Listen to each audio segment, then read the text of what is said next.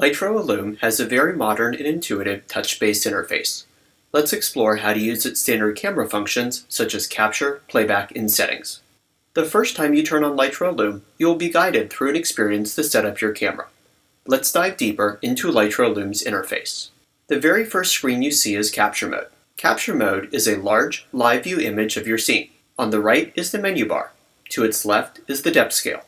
The depth scale is one of LYTRO ILLUM's key depth composition tools, which we will cover later in the Composing for Depth video. At the bottom of the screen is the information bar. The information bar shows quick exposure and camera information, such as what's your ISO, what's your exposure mode, your battery power, and more. On the right-hand side of the screen, the menu bar will let you control common camera functions. Swipe the menu bar up and down to see additional options. There are three types of buttons in the menu bar. Some buttons are tapped to enable or disable, such as switching between continuous and single-shot mode. When continuous shooting is enabled, the button will be highlighted. Tap again to disable it. Next to some of the buttons, you will see a tiny arrow. This indicates that there's a submenu. For example, tap on the P to reveal the exposure mode submenu. Tap on your choice in the submenu to confirm it, and the submenu will disappear. The third type of button is a hybrid, such as the grid. Tap the grid button to enable or disable the grid across the screen, and tap and hold on the grid button to reveal a submenu of different types of grids. The submenu can be swiped up or down to reveal further options. Tap in your choice, or swipe from left to right across the submenu to close it. By default, the menu bar includes many common shooting controls, including an exposure histogram. Tap the buttons to enable each feature. Through the camera settings, the menu bar can be reordered and customized to include other options such as exposure bracketing. Tap the Settings button to enter the settings screen. Settings provides a place to customize your camera and shooting experience.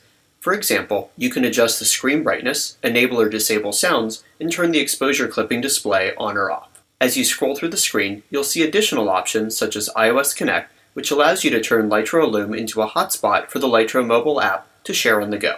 Controls allows you to customize camera behavior, including which direction the dials and lens rings turn, to remap buttons, and to reorder the menu bar. To reorder the menu bar, tap Rearrange Menu. Double tap on an icon to enable or disable it, and tap and drag among the enabled icons to rearrange them.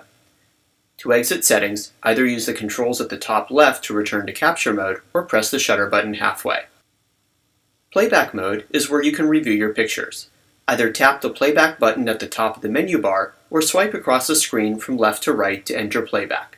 The function button on the back of the camera also enters playback by default. Playback mode looks very similar to capture mode in that you have a menu bar to the right, depth information next to it, and an information bar across the bottom of the screen.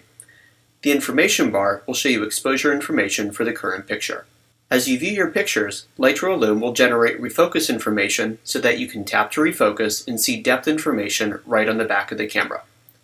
Scroll through your pictures by swiping from left to right. To delete a picture, tap the Delete button and confirm. To quickly see thumbnails for all of your pictures, tap the Grid button in the menu bar. Swipe up or down to scroll through your pictures, and double tap on a picture to quickly go to it. Grid View also lets you delete multiple pictures at once by tapping to select them and then tapping to delete.